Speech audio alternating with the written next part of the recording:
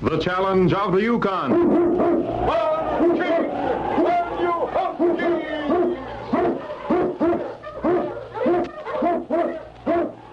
King, the swiftest, strongest of Eskimo lead dogs, blazes the trail through storm and snow for Sergeant Preston as he meets the challenge of the Yukon.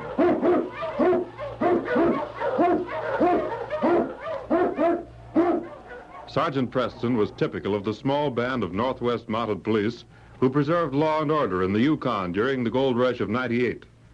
That was the year that brought over 50,000 men swarming into the Klondike region, and the greed for gold led to frequent violence and bloodshed. But in spite of the odds against them, the force preserved a splendid record in maintaining the right. The challenge of the North was answered, and justice ruled triumphant.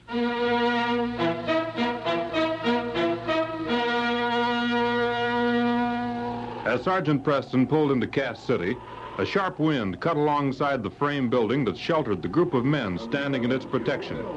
So deep were they in conversation that curious passers-by joined them and in turn were caught up in a heated discussion. I tell you, all I had to see was them prints. Ain't nobody in the Yukon with feet that big. But why'd Ben Barton want to kill Matt Lawson? Don't make much sense to me. I heard Ben tell Lawson he'd get him when they had that fight in the cafe yesterday afternoon. He sure didn't waste much time. Hey, here comes Sergeant Preston. Sergeant Preston! Hey, Sergeant Preston! Oh, King. Oh, you Husky.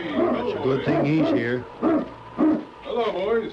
What's the meeting about? Oh, ain't you heard? Matt Lawson was murdered.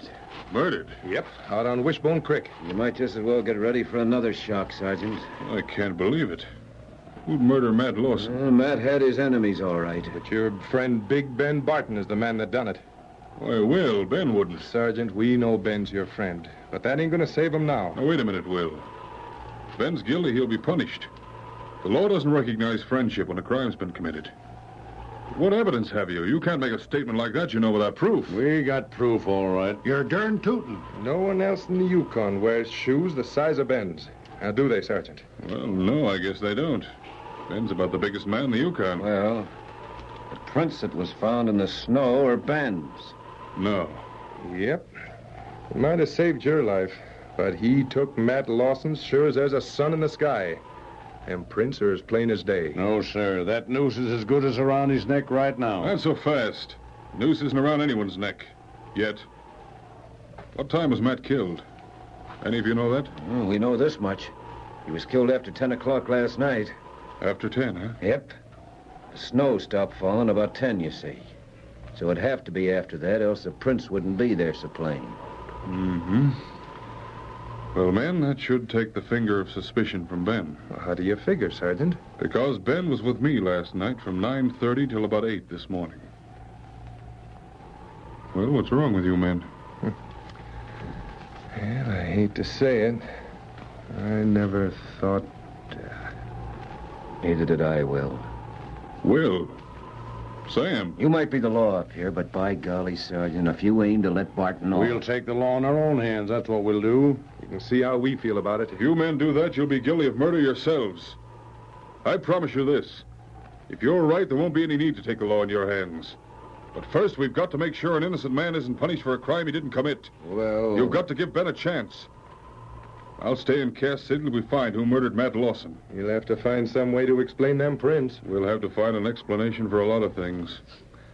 Come on, King. We've got work to do. Get the dogs up. I'll see you men later. All right. Goodbye. Bye. On King! On you Huskies!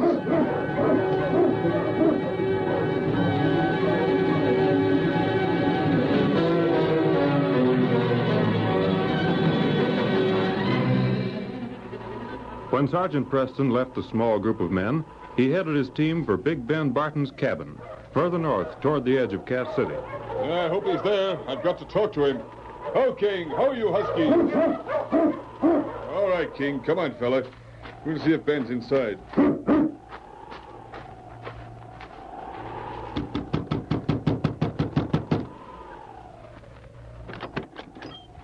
Sergeant Preston, am I glad to see you? Hello, Ben.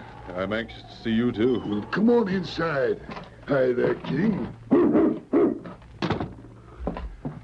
Well, I guess you heard. Yes, that's why I hurried to see you. I don't know what to do. Now, Ben, listen. I know you didn't kill Matt Lawson. Ain't a soul in Cass City will believe me. I just saw Will Stringer and some of the men. I can guess pretty much what they told you. Yes. Well, I'm your prisoner. But I tell you, I didn't do it. Ben, it's a frame-up. If only I hadn't had that fight with Matt. What fight? Well, yesterday afternoon in the cafe. You know how them things start. I made a bet with Matt about 2 weeks ago. Well, Matt never was one to pay off his bets. That was why I jumped him. But he was in a mean humor. Seems he was having some trouble with the boundary on his claim or something. He cussed me out right proper. I didn't want to get in any gunplay with him, so I left the cafe. Only when I was leaving, I told him he'd pay me or else. Well, that was bad. Under ordinary circumstances, it wouldn't be, but... With the way things are now, I meant I'd collect that money. Shucks, you can't collect any money from a dead man. Well, money ain't much good to me now. Who heard that fight? Well, let's see. Will Stringer was in the cafe, and Snyder, Harkins was there. You know, the same bunch. Yep, with my luck, they was all there, and every one of them heard us arguing. So they're basing their opinion on that argument as much as the footprints, huh? Yep. The footprints is the thing.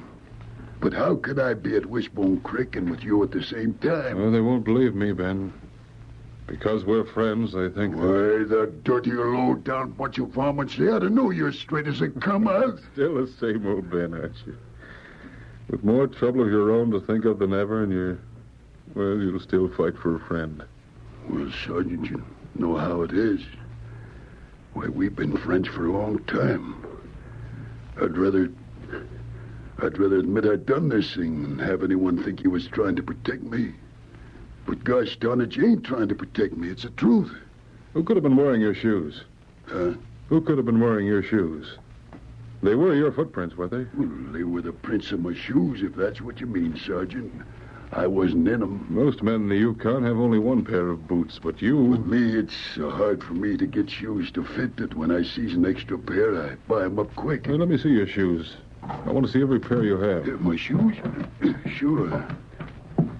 Mind if I ask what you want them for? Well, I don't know exactly, except that I want to see if they've been worn lately. Here you are. Drop one. That's a lot of them. Don't own another pair except what I got on. Which shoes were you wearing last night? Why, the ones I got on. You're sure? Sure, I'm sure. Took 'em off last night beside my bed and put 'em on there this morning. Well, it wouldn't be hard for someone to sneak up here and borrow a pair and then put them back, would it? I reckon not. I'm in and out of my cabin a lot, and the mud around here's been walked on too much to show any new footprints. Let's see now. No, not these. What do you see there? Yeah, these shoes are wet. These are the shoes the murderer wore last night. And he stepped in one of the mud holes. They're wet inside as well as out. Well, I'll be... Wet and muddy. Ben, these shoes may prove your innocence. How can they do that? I'll get my knife out. You mind losing a pair of shoes? Not if they'll save my neck, I don't. We'll soon know whether they will or not. Yeah, these shoes are well put together. Almost ashamed to cut them apart. Yeah, now we'll soon know it. Just as I thought. Now, look here. What? Here. Here's the footprint of the man who wore these shoes when he killed Matt Lawson. Say, then that proves... This proves that we're looking for a man much smaller than you are. Well, that foot's sure a lot shorter than mine. Oh, he'd be, let's see, about 6 feet tall. I'd say about 180 pounds. Well, it might be almost any one of a dozen. Yes, that's true. Now, what we want to do is line up the men who might have wanted to kill Matt. Then fit the print of their foot to the print in his shoe. Yeah, but... But who'd be likely to kill him? Well... Who'd have the chance to pin the crime on you? Someone was in the cafe yesterday and heard that argument. Yeah, but there was a crowd there. You can't... We want Matt out of the way. Come on, Ben, think. Well, there's Sam Snyder, Owed Matt a heap of money. He was in the cafe? Yep. And Harry Knight, but him and Matt ain't been friendly for years. He wouldn't all of a sudden just Who up else? on it. Well, Will Stringer. Will's claims on the same hill match was, but then they was always friendly. Any more? No. Listen, it'd be the barkeep, and you know Johnny didn't have nothing against Matt. One thing Matt always paid for was his drinks. So that's 3 men. And I have a hunch that in that 3 we'll find the man who's trying to frame you, Ben.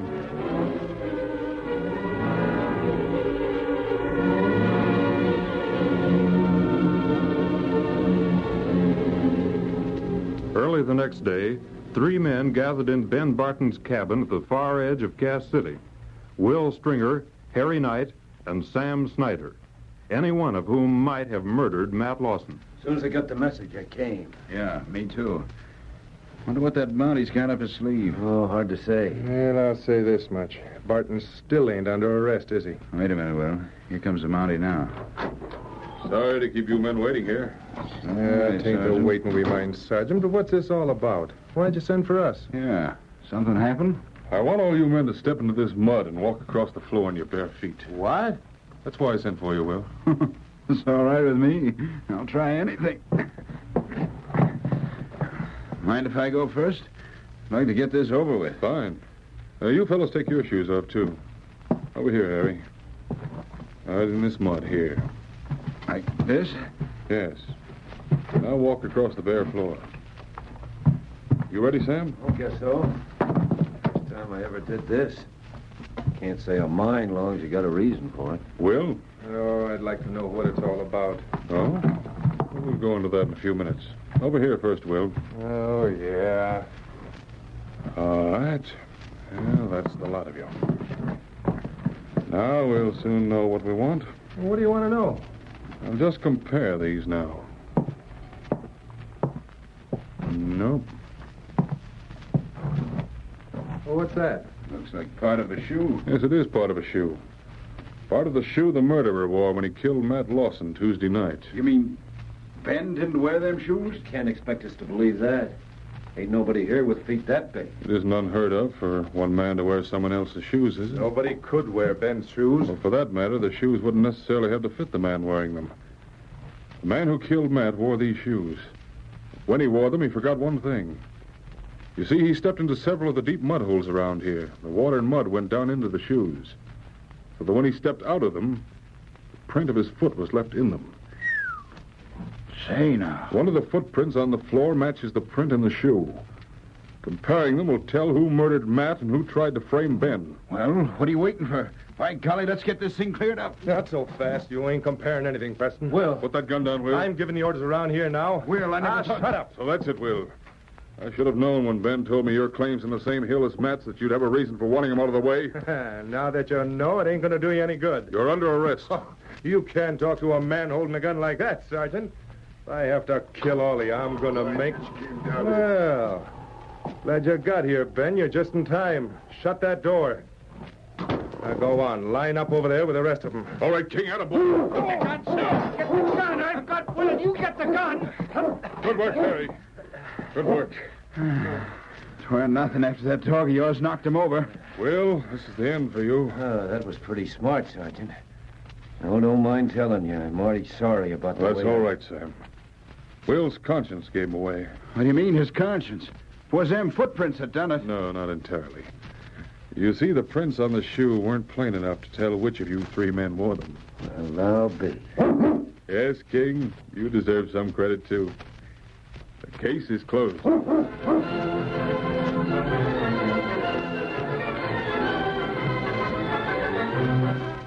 Challenge of the Yukon, a copyrighted feature of the Challenge of the Yukon Incorporated, brought to you every Saturday at this time, originated in the transcription studios of WXYZ Detroit. The characters and events in tonight's drama were fictitious. Bill Morgan speaking. This is the Michigan Radio Network.